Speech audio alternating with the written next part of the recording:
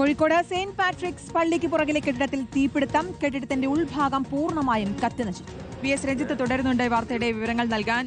രഞ്ജിത്ത്, ഈ തീ പൂർണ്ണമായും നിയന്ത്രണ വിധേയമാക്കാൻ സാധിച്ചിട്ടുണ്ടോ?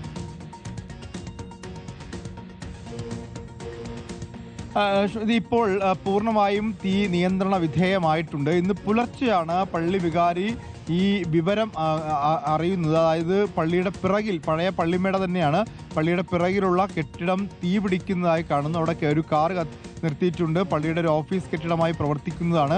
അവിടെ ധാരാളം ഫർണിച്ചറുകൾ ഉണ്ടായിരുന്നു. തീ പിടിക്കുന്നത് പുലർച്ചെ ശ്രദ്ധയിൽപ്പെട്ടപ്പോൾ തന്നെ ഫയർഫോഴ്സിനെ വിളിച്ചു വരുത്തി തീ അണച്ചു.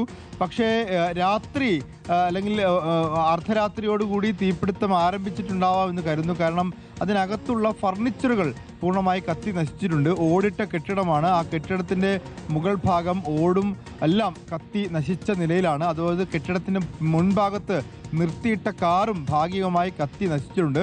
കോഴിക്കോട് ചാലപ്പുറം ജംഗ്ഷൻ, പുഷ്പ ജംഗ്ഷനിലുള്ള ഫ്രാൻസിസ് റോഡ് പാലം തുടങ്ങുന്നിടത്താണ് ഈ സെന്റ് പാട്രിക്സ് ചർച്ച് ഉള്ളത്. ആ ചർച്ചിൻ്റെ പിറകു ഭാഗത്താണ് അവിടെ പൂർണ്ണമായും കത്തിയ നിലയിലുള്ളത്. രാത്രി ആരും ആ കെട്ടിടത്തിൽ ഉണ്ടായിരുന്നില്ല. പക്ഷെ പുലർച്ചെ പള്ളി വികാരി എത്തിയപ്പോഴാണ് തീപിടുത്തം കണ്ടത്.